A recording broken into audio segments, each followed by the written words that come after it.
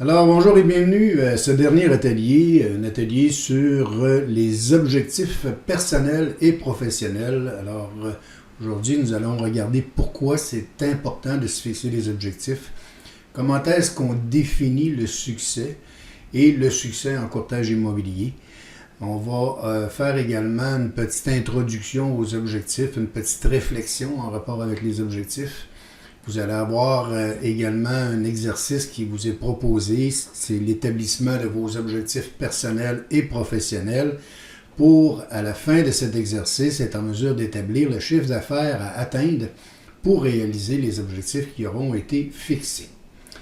Alors, voyons maintenant pourquoi il est important de se fixer des objectifs. Alors, on sait que les objectifs vont nous permettre de définir notre propre vision du succès, notre perception du succès. Les objectifs vont aussi donner un sens à nos actions. Évidemment, lorsque je travaille dans le but d'atteindre des objectifs que je veux véritablement réaliser, on comprendra que l'énergie et la motivation ne sont pas les mêmes que lorsque je n'ai pas d'objectif précis à atteindre. Les objectifs vont me permettre également de dépasser mes limites parce qu'en cours de route, il est évident que je vais sûrement avoir des petits problèmes à régler, des défis à surmonter. Alors, ça m'amènera peut-être à être obligé de sortir un peu de ma zone de confort, mais par le fait même, ça va me permettre de dépasser mes limites. Ça va me permettre également de former ma personnalité d'affaires, mon profil entrepreneurial et de peaufiner également mon caractère. Alors, les objectifs ont ceci de particulier, mais aussi on sait qu'en cours de route, les objectifs vont m'amener à être obligé de développer ma créativité. Alors, par exemple, lorsque j'analyse les stratégies que j'ai mises en place pour atteindre mes objectifs et que je me rends compte qu'on n'y arrivera pas avec les stratégies qui sont en place, je vais devoir user de créativité pour amener les correctifs nécessaires et faire en sorte que les nouvelles stratégies qui seront mises en place me permettront d'atteindre les objectifs qui ont été fixés au départ. Alors, ça va me permettre de garder le cap en cours de route sur les objectifs que j'aurais fixés au départ. Les objectifs vont bien sûr me maintenir dans un état de motivation constante parce que en cours de route, lorsque je m'approche de mes objectifs, bien, la motivation est toujours présente, elle est amplifiée même. Et puis, lorsque je me rapproche des objectifs, bien, ça améliore par le fait même ma positivité, puis mon optimisme par rapport à d'autres objectifs que je pourrais atteindre éventuellement. Alors, il y a énormément de belles sensations à vivre lorsqu'on travaille à atteindre des objectifs. Puis, en dernier lieu, on pourrait dire que les objectifs nous rapprochent de notre idéal de vie parce que lorsqu'on se fixe des objectifs, c'est dans le but, bien sûr, d'améliorer nos qualités de vie. Une fois qu'ils sont atteints, les objectifs, bien, ce qu'on peut dire, c'est que c'est une énorme source de satisfaction, une source de profonde également fierté, une source d'épanouissement et de réalisation personnelle.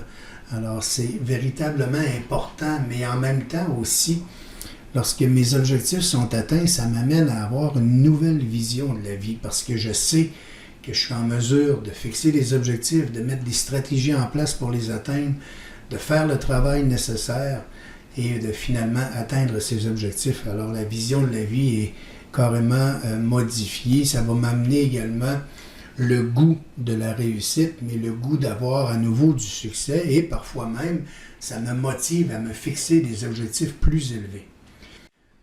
On va se rendre compte que la majeure partie des objectifs qu'on se fixe vise à devenir ou à être pleinement satisfait de soi et de sa vie.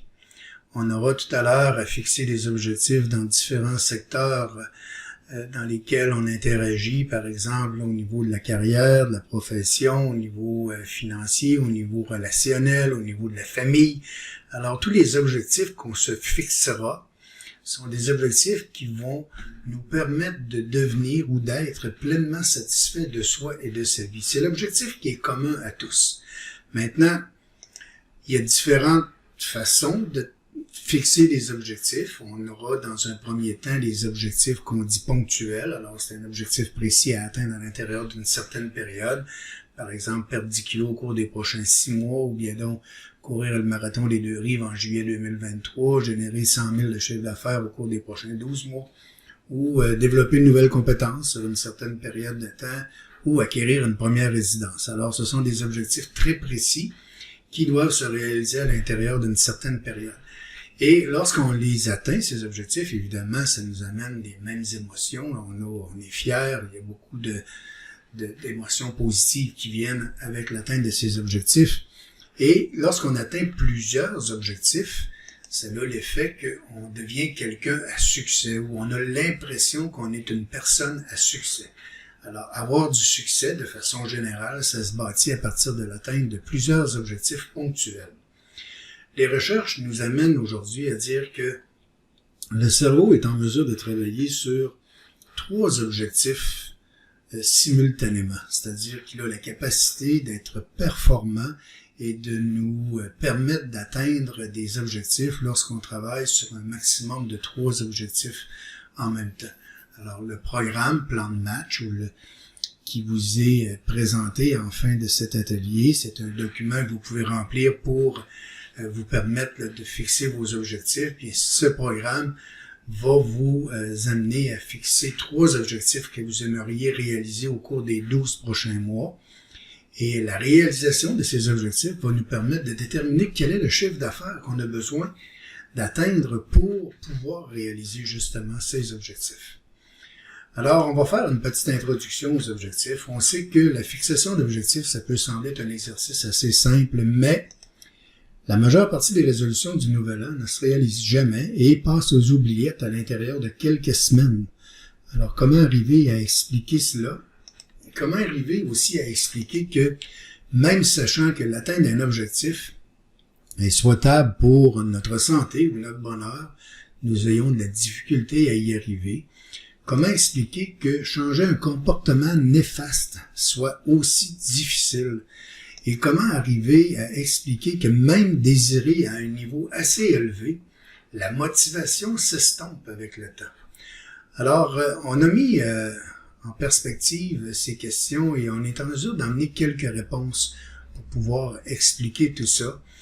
Et puis, ce qu'on sait, c'est que on a plusieurs raisons qui rendent les objectifs difficiles à réaliser. Alors, la première qu'on vous propose, c'est lorsque vous avez des préoccupations qui prennent beaucoup d'énergie. Évidemment, si votre esprit est préoccupé pour la majeure partie du temps de la journée, bien, c'est difficile de fixer des objectifs, garder le cap sur les objectifs, faire les efforts nécessaires pour les atteindre. Alors, lorsque vous avez des préoccupations, un conseil que je pourrais vous donner, écrivez les éléments qui vous préoccupent, puis essayez de les régler un à la fois. Et puis, ça va vous permettre de pouvoir dégager un peu d'espace dans votre esprit pour travailler aux objectifs. Une autre raison, c'est que le désir d'atteindre l'objectif n'est pas suffisant. Alors, on peut vouloir atteindre quelque chose, mais dans les faits, si on ne l'atteint pas, c'est pas si grave que ça. Alors, le désir n'est pas suffisamment élevé. Une autre raison, c'est le manque de cohérence entre les objectifs et nos valeurs profondes. Alors, on va se rendre compte qu'il y a certains éléments, certains secteurs d'activité dans lesquels on interagit qui sont plus importants que d'autres. Alors, si moi, ma famille passe en priorité, bien peut-être que c'est moins important de faire 500 000 de chiffre d'affaires par année. À l'inverse, si ma santé financière est mon élément principal dans ma vie, bien peut-être que je vais mettre davantage d'énergie pour aller générer un revenu élevé, puis moins d'énergie dans d'autres secteurs. Alors, je vais avoir des objectifs qui devront être cohérents avec ce que moi je considère comme étant important dans ma vie. Et lorsque les objectifs ne sont pas cohérents, bien c'est difficile à soutenir dans le temps. Une autre raison, et ça arrive assez régulièrement, c'est qu'on va adopter un objectif qui n'est pas nécessairement le nôtre. Surtout lorsqu'on vit en couple, parfois on va adopter des objectifs qui font l'affaire d'un peu tout le monde, mais c'est pas nécessairement ce que moi j'aurais voulu. Alors, évidemment, si l'objectif n'est pas vraiment voulu, bien c'est un peu plus difficile à travailler dans le but de l'atteindre. Un élément vraiment important là, qui limite l'accès aux objectifs, c'est bien sûr le manque de planification. Alors, un objectif qui n'a aucune échéance, ça demeure un rêve. Il faut qu'un objectif qu'on veut réaliser soit véritablement planifié. Il faut qu'il soit réfléchi. Un élément important aussi, c'est la recherche du plaisir immédiat. Alors, je me fixe des objectifs, mais j'ai l'impression d'avoir du temps pour atteindre mes objectifs. Alors, je vais remettre des tâches que je devrais faire aujourd'hui à demain, ce qu'on appelle faire de la procrastination. Puis éventuellement, je vais me ramasser à un stade où je vais être limite là, pour avoir suffisamment de temps pour atteindre mes objectifs. Ça va m'emmener une pression supplémentaire et puis ça va pas dans le bon sens, là.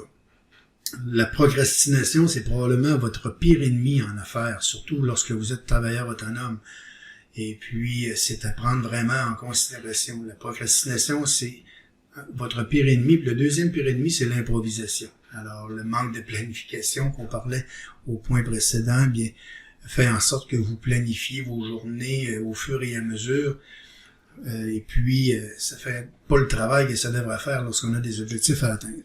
Une autre raison, c'est votre résistance au changement. Alors, évidemment, si je veux, c'est-à-dire réaliser un objectif, je vais devoir probablement faire des choses que je ne fais pas actuellement, et puis adopter de nouvelles habitudes, de nouvelles façons de faire, et je peux avoir une certaine résistance, évidemment, au changement, et c'est normal. Lorsqu'on en est conscient, bien, on peut au moins analyser et voir venir qu'il y a une résistance qui s'installe et puis être capable d'agir en conséquence.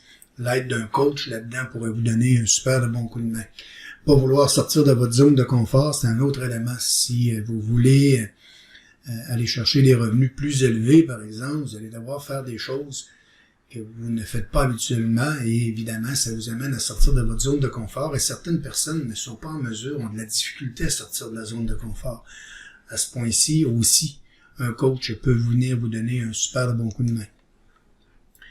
Ne pas vouloir ou ne pas avoir anticipé les embûches, c'est un autre point parce que lorsqu'on se fixe des objectifs, qu'on le veuille ou non, en cours de route, on va avoir des embûches. Alors si on les anticipe, évidemment, c'est plus facile, une fois qu'ils se présentent, ces embûches, de les surmonter ou de les contourner. Maintenant, on sait que les résolutions prises souvent rapidement font plutôt partie d'un ensemble de souhaits ou de rêves. Et ces souhaits ou ces rêves débutent souvent par « j'aimerais ». Alors, j'aimerais perdre 10 kilos, ça n'a pas le même impact au niveau psychologique que « je veux perdre 10 kilos ». Alors, lorsqu'on utilise l'expression « je veux », bien, on se rapproche là de la définition d'un objectif. Alors, je veux perdre 10 kilos, c'est un bon départ. Toutefois, ce n'est pas assez. Pour que ce soit vraiment un objectif, il faut que « je veux perdre 10 kilos » se transforme en plan d'action qui comporte une échéance. Alors, il faut que j'analyse ce que je dois faire pour perdre les 10 kilos et je vais devoir également essayer de voir si en cours de route je risque d'avoir des embûches. Je vais devoir faire une réflexion complète sur mon objectif. Pour que ce soit digne du mot objectif, il faut que tout ça soit en place. Il faut que ça commence par « je veux » et que ça se transforme en plan d'action qui comporte une échéance. Il faut également que l'expression « je veux » soit directement liée à votre système de valeurs et à vos intérêts. Et évidemment, il faut que les objectifs soient motivants, soient intéressants. C'est des objectifs que vous voulez vraiment réaliser. Il faut que ce soit relié à votre système de valeurs. On va en parler dans quelques minutes. Là, on interagit, chaque humain interagit dans différents secteurs. Et puis, nous, on vous propose 9 secteurs à travers lesquels on interagit. Et vous allez devoir prioriser ces secteurs. Quels sont ceux qui sont les plus importants pour vous? Alors, si votre famille est un secteur prioritaire, eh bien, peut-être que de faire 500 000 de chiffre d'affaires par année, c'est pas très cohérent avec votre système de valeurs parce que pour faire 500 000 de chiffre d'affaires en immobilier, vous allez devoir être au travail assez régulièrement. À l'inverse, si votre santé financière est votre priorité, eh bien, peut-être que de faire 500 000, c'est bien cohérent, mais vous allez mettre moins d'objectifs à réaliser avec votre famille, avec vos amis ou dans les loisirs, par exemple. Alors, tous les moyens devront être mis en place pour que les objectifs fixés dans ce programme se réalisent. Et ça, c'est important parce que si vous fixez des objectifs trop élevés, que vous abandonnez vos objectifs ou que vous revisez vos objectifs à la baisse en cours de route, vous risquez de développer le réflexe de banaliser le fait que vous n'atteignez pas vos objectifs ou que vous revisiez vos objectifs à la baisse. Et puis, ça devient par la suite beaucoup plus difficile de se fixer des objectifs et de les atteindre. Alors, lorsque je me fixe un objectif, véritablement un objectif que je veux atteindre, que je le planifie, que je le mets dans un plan d'action, que j'y mets une échéance, il faut que cet objectif se réalise. Il faut que je fasse, à tout le moins, tous les efforts nécessaires pour réaliser cet objectif. Et si je ne l'atteins pas, bien au moins j'aurai la satisfaction d'avoir fait tout le travail qui était à faire. Et c'est important de prendre ce point-là en considération parce que souvent on a le réflexe de se fixer des objectifs qui sont peut-être en dehors de notre zone de confort, un peu trop loin en dehors de notre zone de confort. Et bien sûr, en cours de route, on se rend compte que peut-être qu'on n'atteindra pas ces objectifs-là. Et quand on a la certitude qu'on ne les atteindra pas, bien on va les revoir à la baisse ou on va carrément abandonner l'idée d'avoir des objectifs. Si vous n'avez pas d'objectif fixé, bien, vous êtes à la merci là, d'un paquet d'éléments là, qui vont venir s'insérer dans votre quotidien. Vous êtes plus quelqu'un qui réagissez aux événements que la vie vous amène, alors que lorsque vous fixez des objectifs que vous voulez vraiment atteindre, bien, ça vous amène dans une dynamique qui est complètement différente. Vous êtes en train de construire votre futur, dis-je. Alors, ce n'est pas du tout le même mindset que lorsque vous attendez que les événements se produisent en avant de vous. Alors, c'est important de se fixer des objectifs, mais de fixer les bons objectifs. Alors, ceci nous amène à la partie pratique de l'atelier. En même temps que l'invitation, vous devriez avoir eu accès à un document, un lien pour vous permettre de télécharger un document qui s'appelle un plan de match qui donne des ailes. Alors, c'est un document qui va vous permettre de pouvoir planifier les objectifs que vous aimeriez voir se réaliser au cours des 12 prochains mois. Alors, c'est un document qui nécessite une certaine réflexion. C'est un document de travail. Ce n'est pas un document que vous allez vouloir peut-être réaliser à l'intérieur d'une journée. Mais donnez-vous comme objectif peut-être de réfléchir à ce document-là au cours d'une période d'une semaine et de compléter les exercices qui sont à l'intérieur. Alors, le premier exercice qui vous est proposé, c'est de prioriser les secteurs d'activité dans lesquels la plupart d'entre nous interagissons là, au quotidien. Alors, on a à interagir avec la famille, au niveau relationnel avec les amis proches également.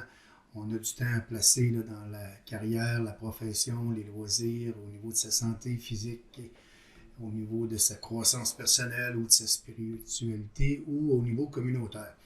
Alors, ici, l'idée, c'est que nos 24 heures sont réparties de différentes façons. Habituellement, on a une portion de ces heures-là qui va pour le sommeil.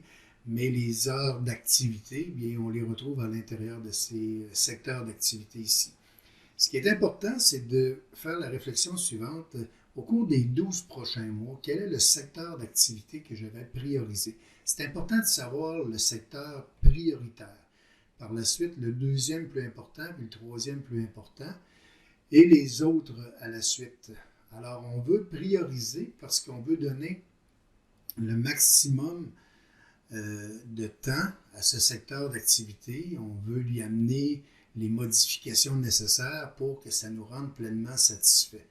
Alors, on va prioriser un secteur et puis, une fois que le secteur est priorisé, on va prioriser le deuxième, le troisième et comme je disais tout à l'heure, les autres par la suite. Et on va, pour chacun des secteurs, on va vous demander d'établir des choses que vous aimeriez voir se produire à l'intérieur des secteurs, des rêves que vous aimeriez peut-être réaliser à l'intérieur des secteurs. Par exemple, moi, si mon secteur prioritaire, c'est la famille, bien peut-être que je voudrais rencontrer mes enfants une fois par mois à la maison, les réunir et qu'on fasse ça à chaque mois. Ça pourrait être comme objectif aussi d'amener mes enfants dans un voyage de pêche ou de partir toute la famille, par exemple, dans un voyage en Floride dans le temps des fêtes, peu importe.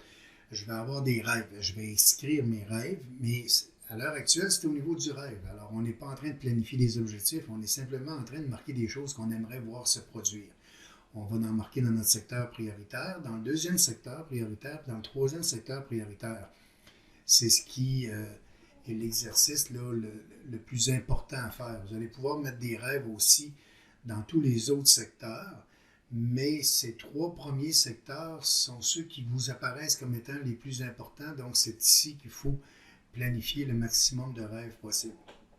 Encore une fois, un rêve, ça débute avec la phrase. La phrase débute, c'est-à-dire avec l'expression « j'aimerais ». Alors, j'aimerais rencontrer mes enfants une fois par mois à la maison, par exemple, comme je le disais tout à l'heure. Une fois que j'ai identifié plusieurs rêves, évidemment, je vais vouloir prioriser. Et le prochain exercice vous amène à vouloir prioriser dans chacun des secteurs quel est le rêve qui vous semble le plus intéressant à réaliser. Et puis, vous allez l'inscrire ici et vous allez faire pareil. Là, vous allez, pour votre secteur prioritaire, le deuxième et le troisième, et tous les autres aussi par la suite. Et on passe maintenant là, de rêve qu'on a priorisé, on a identifié un par secteur. On va vouloir transformer ce rêve en objectif. On se rappellera tout à l'heure que j'ai dit qu'on peut travailler sur 3 objectifs en même temps. Donc, on va travailler sur les 3 premiers rêves. On va transformer ces 3 premiers rêves en objectifs qu'on dit SMART. Alors, je vous amène ici une technologie, en fait, c'est une méthode pour fixer et décrire un objectif. On parle de la méthode SMART parce qu'on dit qu'un objectif doit être spécifique, il doit être mesurable en termes de temps et d'argent. Le A fait référence à atteignable. Il faut qu'on ait l'impression qu'on est en mesure d'atteindre l'objectif. Le R, en français, on marque réalisable, mais en anglais, on dit relevant. Et puis relevant, ça veut dire que c'est un objectif qui est vraiment tentant, qui signifie quelque chose pour nous, là, de vraiment important. Alors le R fait référence à ça et le T, bien, il faut qu'il soit temporellement défini. Ça veut dire qu'il y a une date d'échéance. Par exemple, le 15 juillet 2023, je vais en Europe pour une période de 2 semaines, coût du voyage 5 000 $. Alors, est-ce que c'est mesurable? Oui, le coût du voyage, c'est 5 000 $. Je pars dans 10 mois, donc je devrais être en mesure, il faudrait que je mette 500 $ par mois de côté pour pouvoir réaliser mon voyage. Et c'est atteignable, je suis certain de pouvoir le réaliser. C'est relevant pour moi parce que c'est quelque chose que je veux vraiment réaliser. Et puis, temporellement, c'est défini parce que c'est le 15 juillet 2023 que je pars. C'est ça un objectif SMART. Et ce qu'on vous demande de faire, c'est les 3 secteurs que vous avez priorisés, bien de reprendre votre objectif ou votre rêve que vous aviez, j'aimerais, et de l'amener dans cette formule SMART. Alors, vous avez une page là, qui vous permet de venir décrire votre objectif selon la méthode SMART. Il faut que ce soit le plus spécifique possible. Dans mon exemple, je disais, je vais en Europe 2 semaines. C'est plus ou moins précis. J'aurais été mieux de dire, par exemple, je vais à Paris, puis je vais débarquer à tel hôtel, puis je vais faire tel trajet, tel itinéraire. Et là, j'aurais eu quelque chose de construit d'une meilleure façon, un objectif construit d'une meilleure façon. Alors, soyez le plus spécifique possible pour votre objectif. Évaluez à partir du document suivant, de la page suivante, vous pouvez évaluer quelles sont les ressources matérielles que vous allez avoir besoin. Est-ce que vous avez besoin de ressources humaines? Est-ce que vous allez travailler avec un agent de voyage, par exemple? Est-ce que vous avez des tâches à accomplir? Est-ce qu'il y a des coûts qui sont rattachés à ça? Alors, vous allez pouvoir venir réfléchir à cet objectif dans cette page-ci. Et au bas de la page, vous voyez qu'il y a un investissement requis. Alors, si je vais en voyage et que j'ai un coût unique de 10 000 $ ou de 5 000 $, bien, c'est l'investissement qui est requis. Maintenant, mon objectif pourrait être de m'acheter, je ne sais pas, moi, une résidence secondaire. Alors, j'aurais besoin d'un investissement requis pour la mise de fonds, par exemple, de 25 000 $. Et puis, ça va m'amener à avoir une hypothèque. Puis l'hypothèque va me coûter 500 $ par mois. Alors, je vais devoir inscrire que j'ai un investissement de base qui est requis, mais j'ai un montant mensuel requis aussi. Même chose, si vous changez de voiture pour une voiture plus luxueuse, supposons que vous avez une voiture en location à l'heure actuelle qui vous coûte 400 $ par mois et que vous changez de voiture pour une voiture qui va vous coûter 700 $ par mois, bien, à ce moment-là, ça veut dire que c'est le montant mensuel requis qu'il faut augmenter. C'est le 300 $ par mois qu'il faut augmenter et non pas venir placer 3600 par année. Là. On va le mettre simplement au niveau mensuel parce que c'est une mensualité que vous avez à régler. Alors, ça va être un peu plus facile ici de venir planifier votre objectif. Là, vous avez la date de l'événement, le lieu de l'événement, la description de votre objectif selon la méthode SMART. Et puis, c'est un document que vous allez pouvoir imprimer, puis vous pourriez l'avoir à vue de façon à ce qu'il soit analysé régulièrement. C'est votre objectif numéro 1, c'est l'objectif le plus important à atteindre au cours des 12 prochains mois. Alors, il faut garder le focus sur cet objectif-là, il faut le réfléchir régulièrement, voir si nos stratégies vont nous amener vers cet objectif, voir si les actions que je pose au quotidien vont m'amener à réaliser cet objectif aussi. Alors, une fois qu'on a les investissements requis, soit un montant unique ou soit les montants mensuels requis, bien, on va aller analyser combien de chiffre d'affaires je devrais réaliser en courtage immobilier pour me permettre de vivre les objectifs que je me serais fixés. Ici, on parle de l'objectif 1, mais vous avez l'objectif 2 qui est sur une page semblable également, puis l'objectif 3 sur une page semblable. Donc, on aura 3 objectifs là, qu'on va planifier au cours des 12 prochains mois. Puis le travail à faire, c'est de dire, par exemple, là, vous allez avoir un exemple comme ça dans le document, mais vous avez aussi un exemple vierge que vous allez pouvoir remplir vous-même.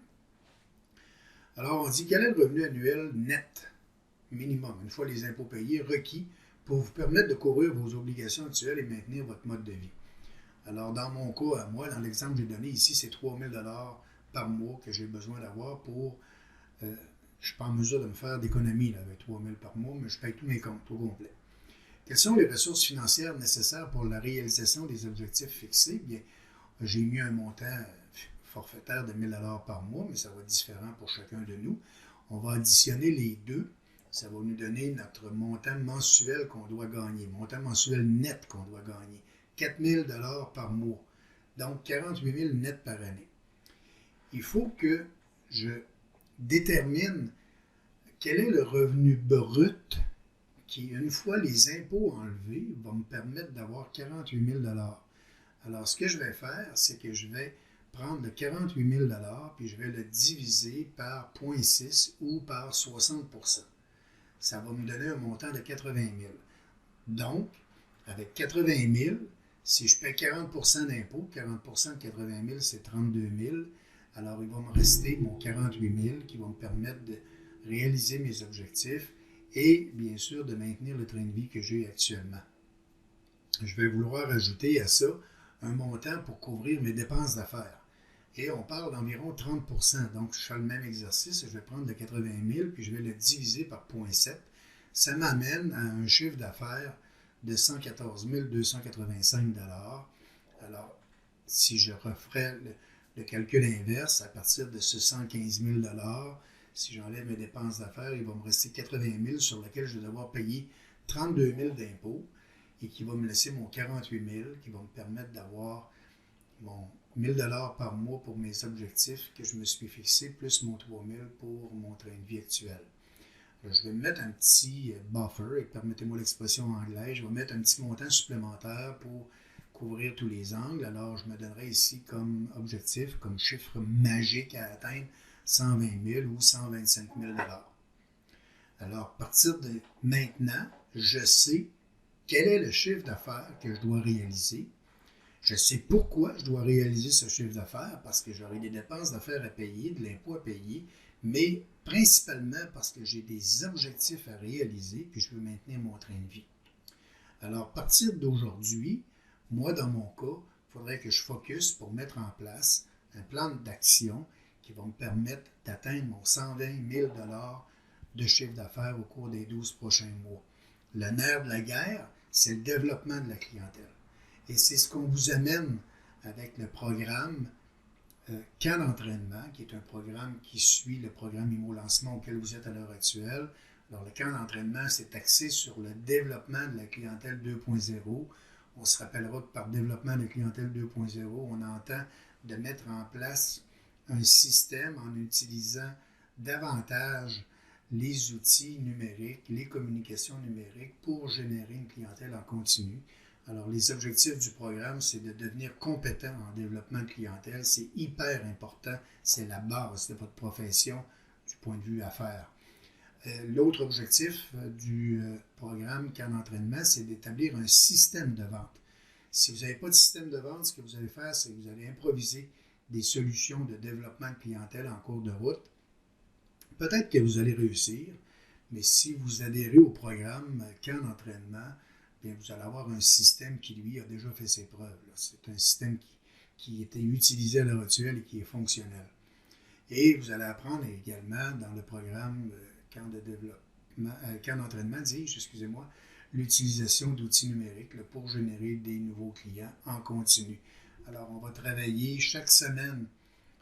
On travaille ça pendant 12 semaines.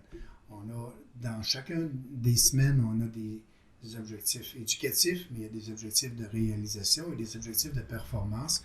Et moi, je vais être là pour vous accompagner à l'intérieur de ce programme. Alors, le programme IMO Lancement, c'est une base. Ça vous permet de pouvoir prévoir un peu votre plan de communication. On en a parlé au dernier atelier.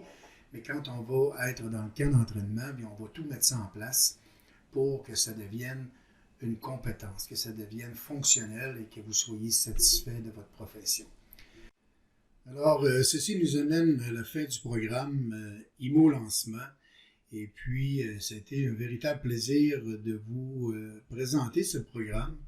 Je tiens à vous remercier pour votre participation. Et puis, vous allez être invité, dis-je, à un atelier où je vais vous présenter en détail le programme Camp d'entraînement. Ça vous permettra d'évaluer si la solution proposée correspond à vos besoins. D'ici là, bien, je vous souhaite du bon temps. Prenez soin de vous et au plaisir de vous retrouver.